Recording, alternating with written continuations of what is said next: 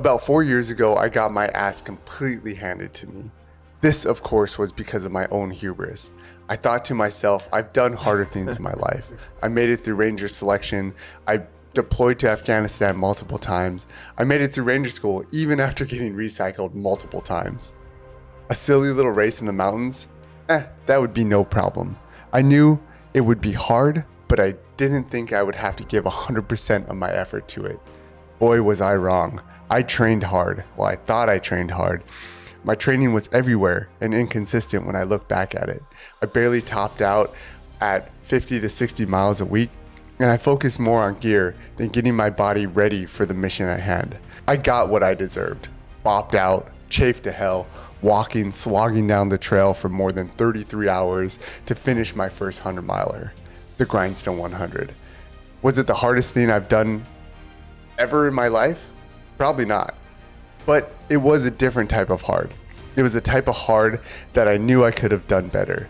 I knew I could have prepared better, trained more, or been smarter how I approached this race. I got stuck in a funk both physically and mentally for more than 6 months after my first 100-miler. I got it done, but I knew I didn't give it the respect it should have. And it felt like a complete failure. In the months after the race, I realized everything takes time and consistency. When I joined the military, I didn't just walk into a unit, start kicking ass and taking names. It took years of my ass getting kicked repeatedly over and over again to get to the point that I was at before I left the military. And even looking back now, I had miles and miles to grow if I did stay in the military. So I decided to go out and get my ass kicked for a couple years to start trying to learn and understand this ultramarathon world. Now, 4 years later, we're heading back to the looming mountains of Shenandoah, back to where it all started, and this time I'm gonna attack this course with everything I got. This series is my revenge story. Even if I completely fail this race again, I will fail knowing that I put in the training and the work that this course deserves.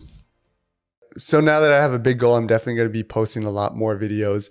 I always feel weird when I'm not working towards something big. I know I have to work my way out of that train of thought, but I'm going to be posting a lot more leading up to the Grindstone 100. So if you're not subscribed, make sure that you hit that subscribe button. It does really help out the channel. Once again, my name's Wayne Capicillo. I was a Army Ranger. I'm a dad. Work a full-time job, and I'm kind of obsessed with ultramarathon. I also like anime and Star Wars, so I have a lot of things going on. If you want to follow along in my journey and my revenge story with the Grindstone 100, make sure you like and subscribe.